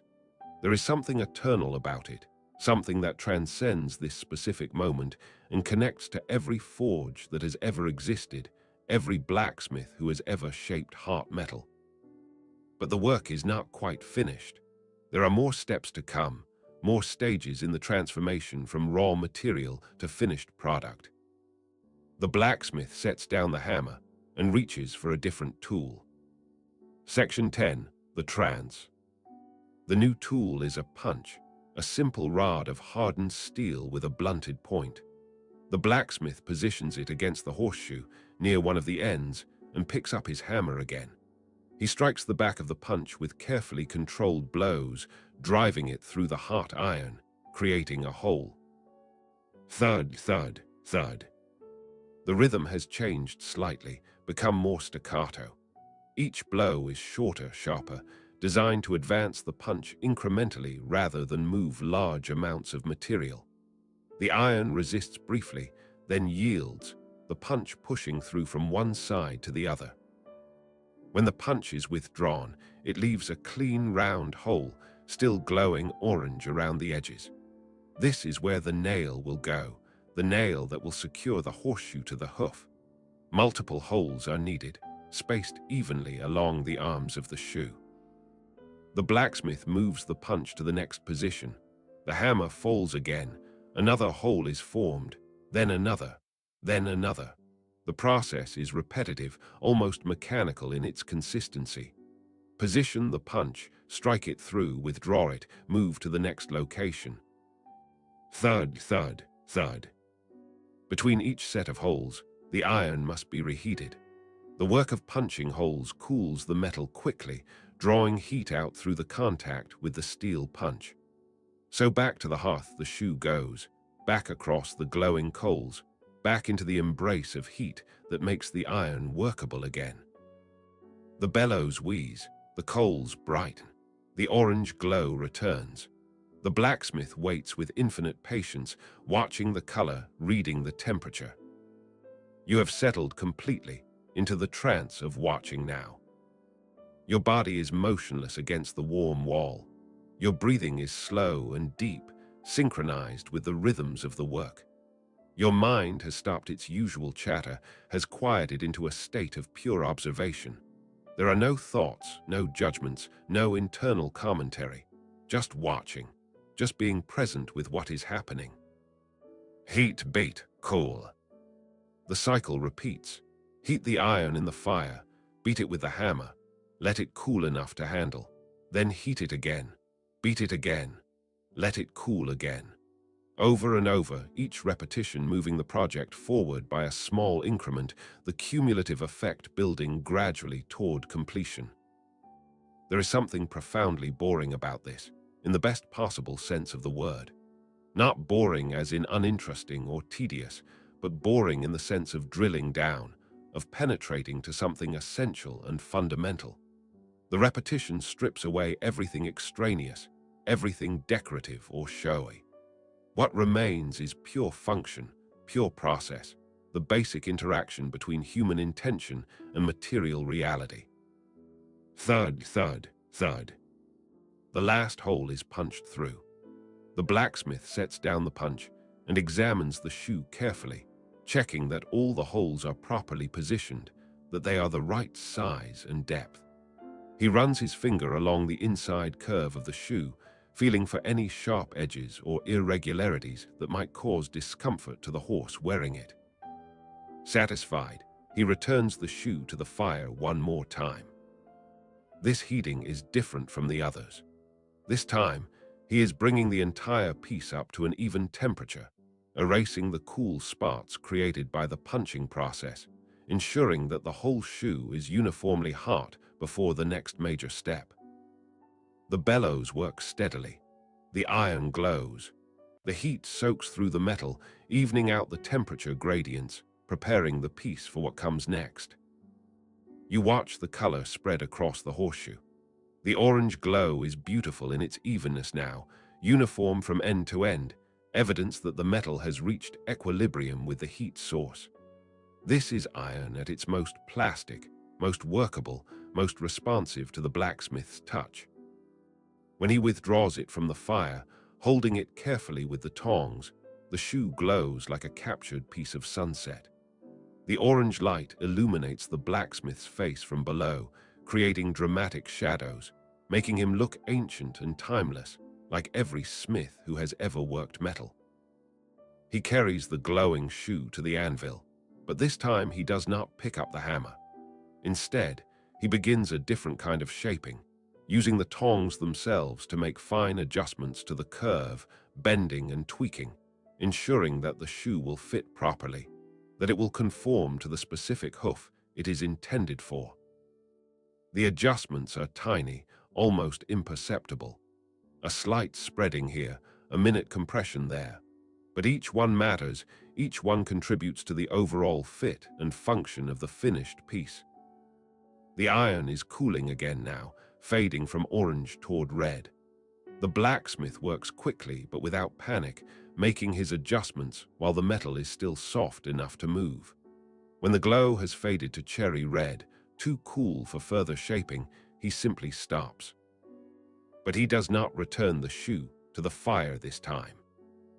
Instead, he carries it toward the far corner of the forge, where a large wooden barrel sits in the shadows. The barrel is filled with water, you realize, seeing the dark surface gleaming in the firelight.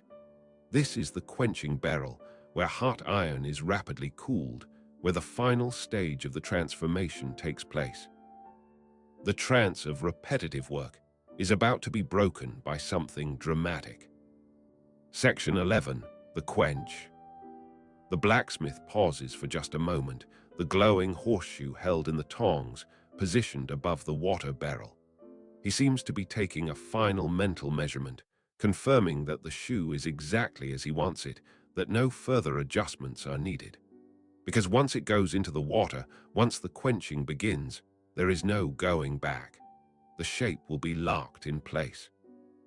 Then, with a smooth, deliberate motion, he plunges the hot iron into the water. The reaction is immediate and violent. The water explodes into steam, a massive cloud of vapor that billows up from the barrel and spreads rapidly through the forge. The sound is like a fierce exhalation, a rush of transformation as the energy stored in the hot metal is transferred suddenly into the water, converting liquid into gas almost instantly. The steam fills the space around the barrel, thick and white and nearly opaque. It rises toward the ceiling, spreads outward, begins to fill the entire forge. Within seconds, the air has changed completely.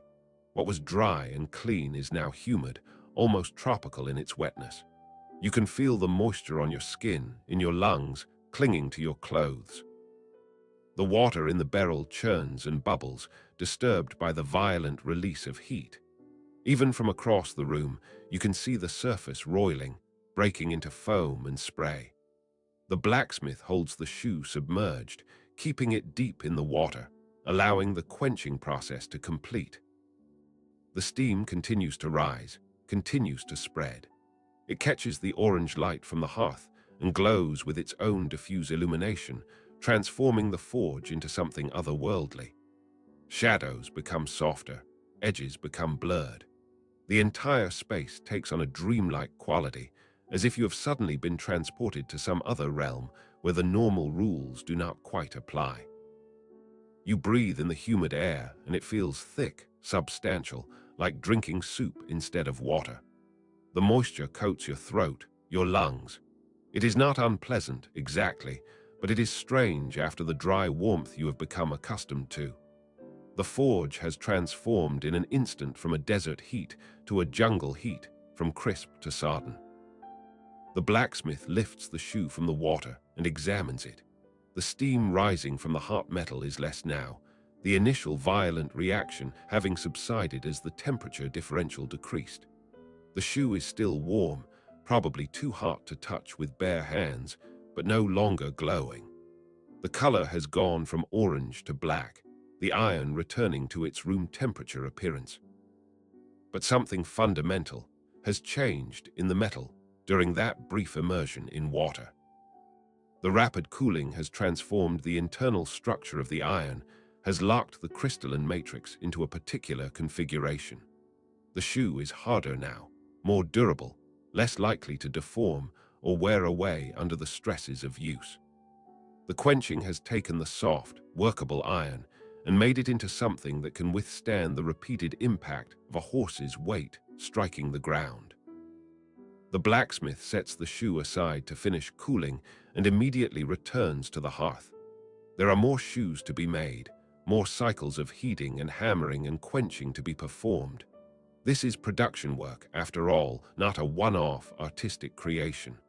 The rhythm will resume, the trance will return. But the atmosphere in the forge has changed completely.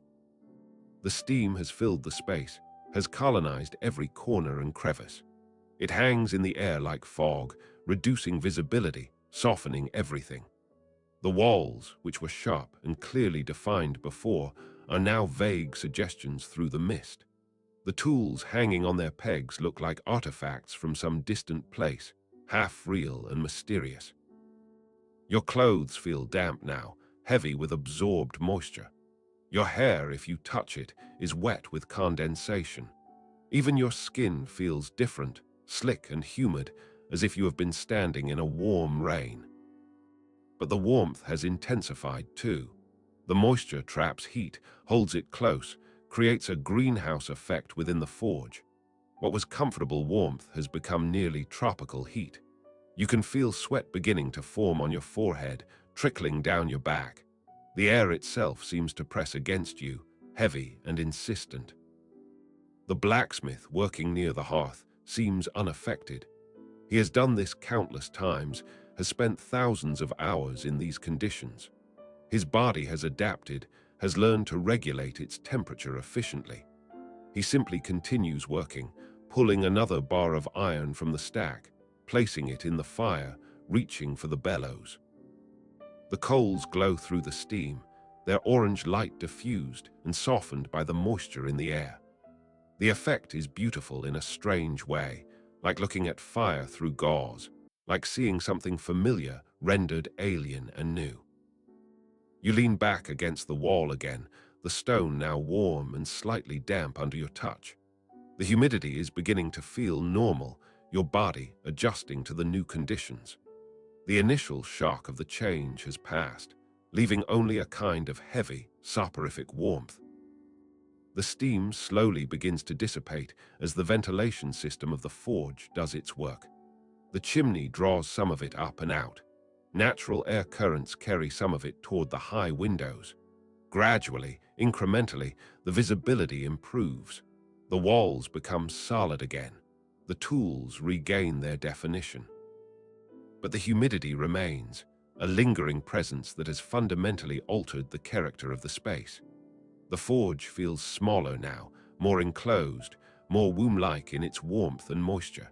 Safe, protected, cut off from the frozen world outside even more completely than before.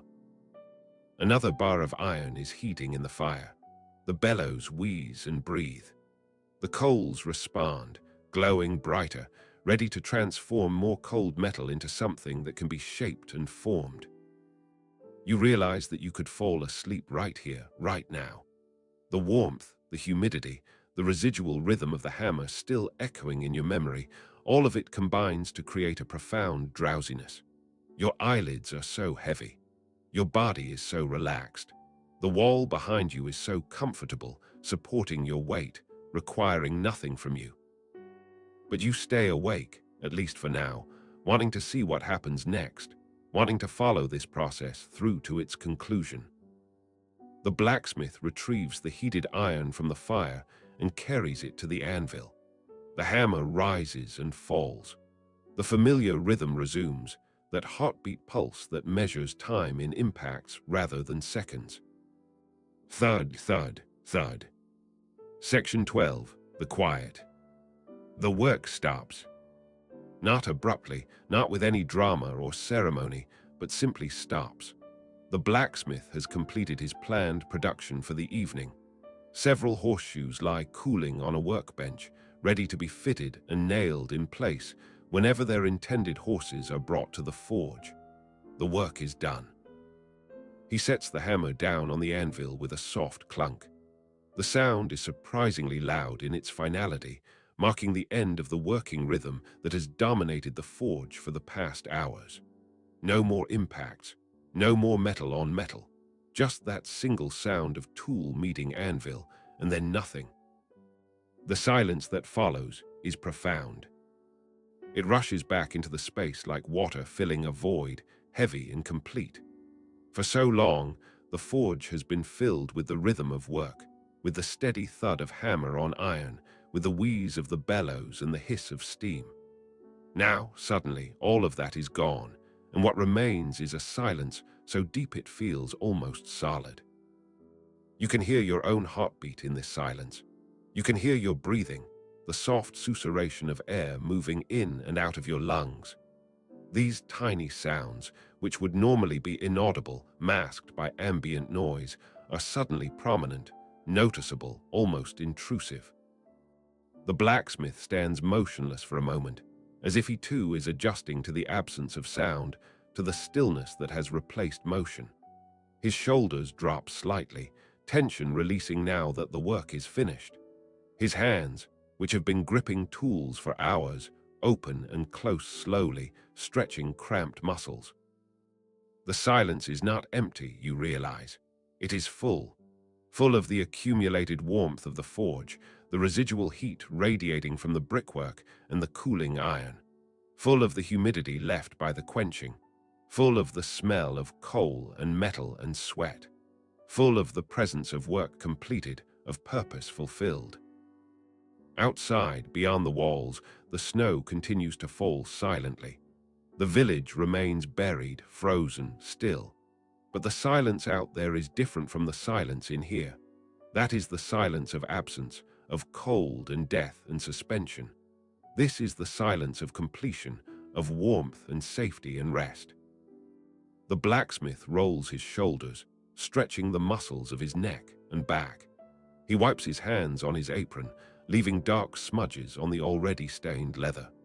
Then he begins the process of shutting down the workspace, preparing the forge for the night ahead. First, he retrieves a large wooden bucket from the corner and begins gathering the tools that were used during the work session. The hammer goes back onto its peg, hung precisely where it always hangs, where muscle memory will find it without conscious thought the next time it is needed. The tongs go back to their rack, each pair in its designated spot, organized by size and type. The punch is inspected briefly for any damage or wear, then returned to its drawer. The various other tools that were pulled out during the work are similarly examined and put away, each one carefully placed, each one valued and respected for its contribution to the craft. The silence continues to dominate the space, but it is no longer quite as profound.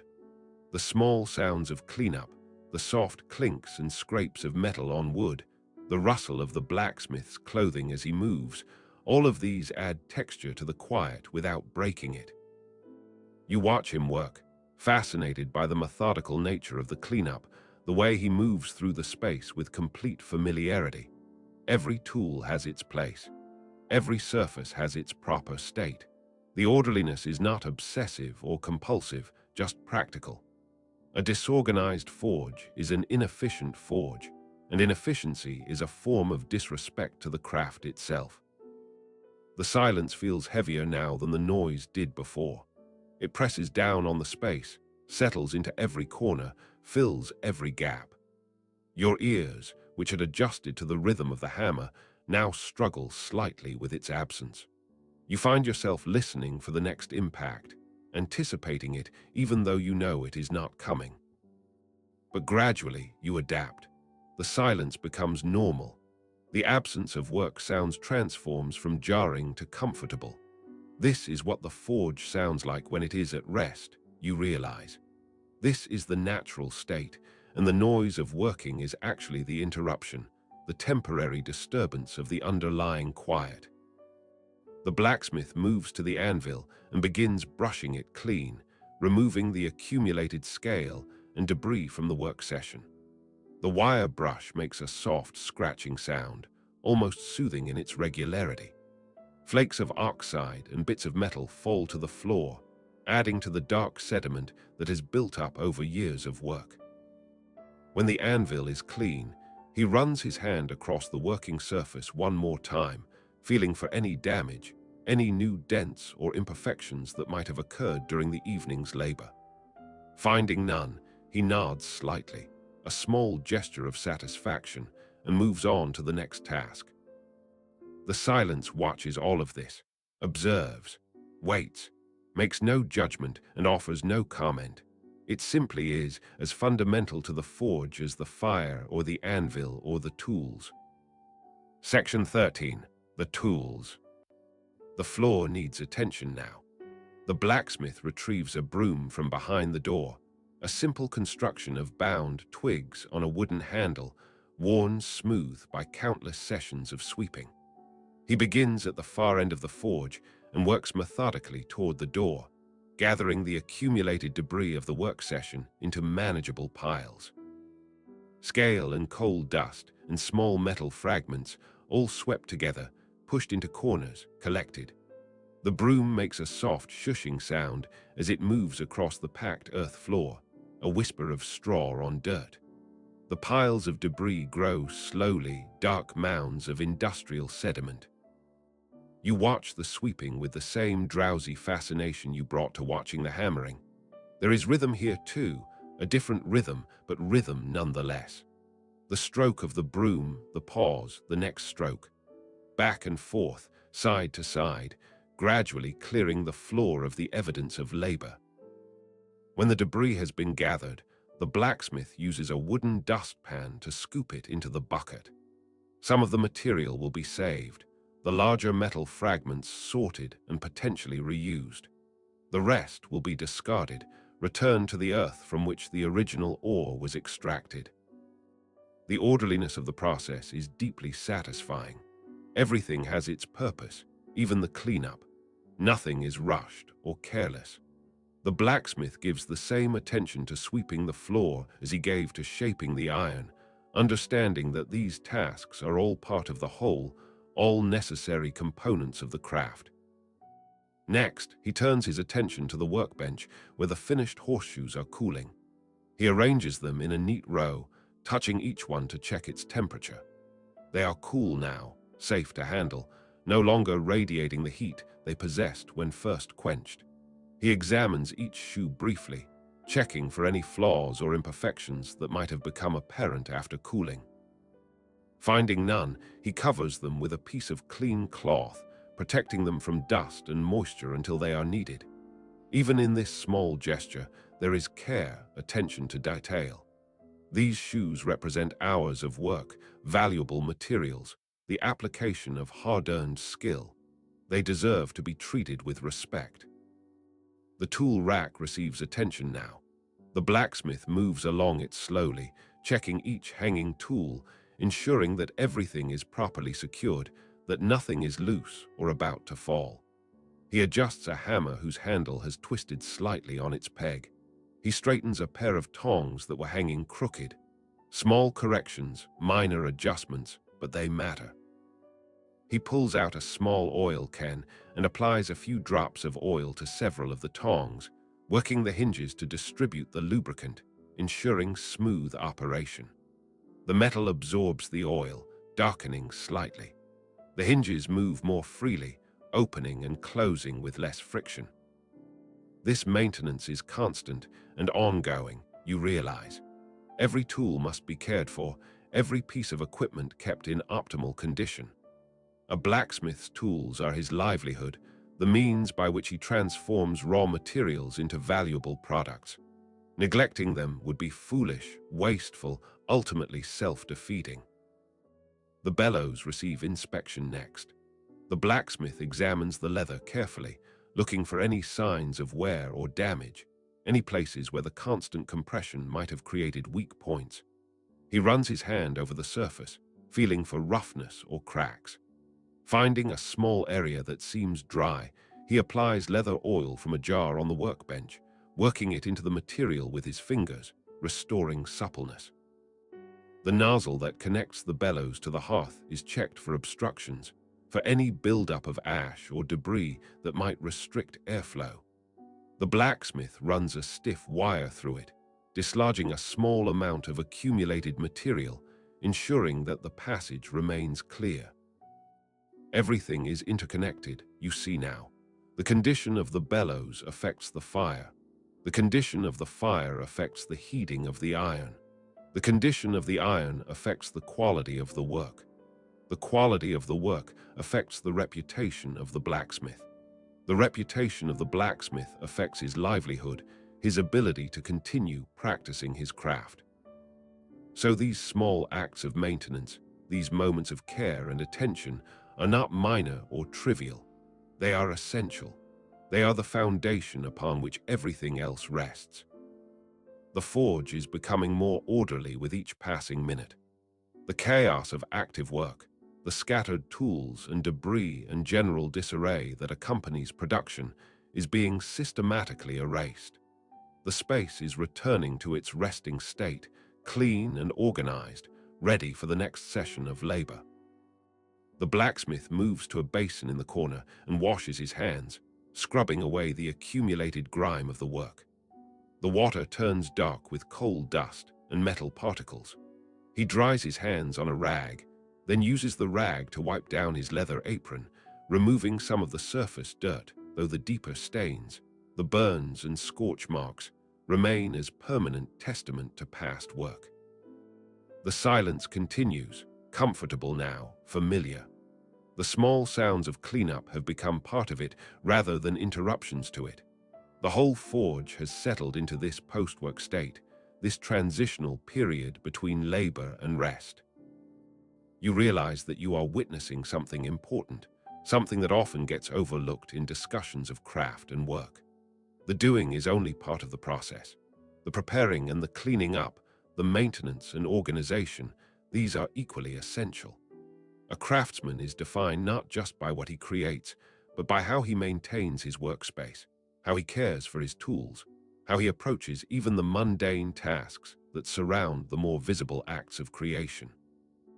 The blacksmith stands in the center of the forge now, turning slowly, surveying the space with a critical eye. Everything is in order. The tools are cleaned and oiled and properly stored. The floor is swept. The work products are safe and protected. The space is ready for tomorrow, for the next cycle of heating and hammering and shaping. He nods once, a small gesture of satisfaction, and turns toward the hearth. One more task remains before the night is complete. Section 14. Banking the fire. The hearth still glows, the coals red and orange and white, radiating heat into the forge. This fire has been burning for hours, fed and maintained, and kept at working temperature throughout the evening's labor. Now it needs to be managed for the night ahead, prepared to sleep while the blacksmith sleeps, but not allowed to die completely. Because starting a forge fire from scratch is laborious and time-consuming. Cold coals must be arranged, kindling must be added, small pieces of fuel must be carefully placed and lit. Air must be supplied until the fire catches and grows and stabilizes. Much better to bank the fire, to preserve a core of heat that can be revived quickly in the morning, coaxed back to working temperature with minimal effort. The blacksmith moves to a large barrel near the hearth, a barrel filled with fine ash. This is the ash from previous fires, accumulated over weeks and months, saved for exactly this purpose. He scoops up a generous amount in a metal shovel, the ash light and powdery, gray and lifeless. He approaches the hearth carefully, mindful of the radiant heat, and begins spreading the ash over the glowing coals. Not quickly, not all at once, but gradually, layer by layer, building up coverage that will insulate the coals while limiting their access to oxygen. The effect is immediate. Where the ash falls, the glow dims. The bright orange and white disappear beneath the gray, hidden but not extinguished. The coal beneath continues to burn, continues to produce heat, but the rate of combustion slows dramatically. Without oxygen feeding it, without air flow encouraging it, the fire settles into a dormant state. burning so slowly that a bed of coals can last through the night and still be viable in the morning. More ash goes on, layer upon layer, until the entire hearth is covered with a thick blanket of grey. The glow is almost completely obscured now, visible only as faint hints of orange peeking through small gaps, like stars obscured by clouds. The temperature in the immediate vicinity of the hearth begins to drop as the radiant heat is blocked by the insulating ash. The blacksmith steps back and observes his work. The ash coverage is even complete. No large gaps remain where oxygen could feed the coals and cause them to burn too quickly. The fire is safely banked, ready to sleep through the night, ready to be revived in the morning with the simple act of clearing away the ash and working the bellows. The light in the forge has changed dramatically. What was bright and orange is now dim and grey. The primary illumination is no longer the vibrant glow of hot coals, but the reflected light from the dimmed hearth, supplemented by what little ambient light comes through the high windows from the night sky outside. The shadows deepen. The corners of the forge recede into darkness. The tools hanging on the walls are barely visible now, just suggestions of shape in the gloom. The entire space has transformed from a place of work and light and heat into something quieter, darker, more introspective. But it is not cold. The residual heat from hours of fire continues to radiate from the brickwork of the hearth, from the stones of the walls, from the metal of the anvil. The forge is still warm, comfortably so, a pocket of warmth in the frozen landscape outside. The heat has simply changed its character from active and bright to passive and dim. The blacksmith checks the ash covering one more time, making sure no hot spots have emerged, no areas where the coals might burn through the layer and reactivate. Satisfied, he brushes the ash dust from his hands and turns away from the hearth. He moves around the forge, closing the shutters on the windows, sealing the space more completely against the cold outside. Each shutter closes with a soft thud, blocking the small amount of light that was entering, making the interior even darker, but also warmer, more contained, more secure. The forge feels different now, you notice. Smaller somehow, though of course its physical dimensions have not changed. The darkness and the quiet and the sealed shutters create a sense of enclosure, of protection. This is a space turned inward, focused on preservation rather than production. The blacksmith stands near the anvil, barely visible in the dim light. He seems to be listening, checking that everything is as it should be. No unusual sounds, no crackling from the banked fire that might indicate a problem, no drafts that might feed oxygen to the coals. Just silence and stillness and the slow, even distribution of heat. He nods, satisfied. The forge is ready for the night. The fire is banked. The tools are secured. The space is warm and safe and ordered. Everything that needed to be done has been done. He moves toward the bench against the wall, the same wall you have been leaning against throughout the evening. He sits heavily, the bench creaking slightly under his weight. His shoulders slump in a way they have not all evening, the relaxation of someone whose work is truly finished, who can finally allow fatigue to show. Section 15. Rest. The blacksmith sits in silence, his breathing gradually slowing from the exertion of the day. His hands rest on his knees, palms up, fingers slightly curled. Even in the dim light, you can see the calluses, the scars, the permanent marks of his trade written on his skin. He does not move toward the door, does not gather his things to leave. He simply sits, allowing the warmth of the forge to soak into his bones, allowing the tension of concentrated work to drain away. This is his space, his sanctuary, as much as it is his workplace. He is in no hurry to leave it. The heat radiating from the brickwork of the hearth is gentler now, but no less present. It fills the space with a warmth that has nothing to do with visible flame or glowing coals. This is banked heat, stored heat, heat that will persist for hours yet. The stones have absorbed energy all evening, and now they release it slowly, evenly, warming the air and everything in it. You slide down the wall slightly, settling into a more comfortable position. Your legs, which have been supporting your weight for hours, are grateful for the shift. Your back presses against the warm stone. Your head tilts back. Your eyes, already heavy with drowsiness, close halfway. The forge has completed its cycle. From preparation through work, through cleanup, through banking, the full arc of a productive day has unfolded. And now comes the rest, the necessary pause, the time when both space and smith can simply be, without purpose or agenda. The darkness is not complete. As your eyes adjust, you can make out the major features of the space.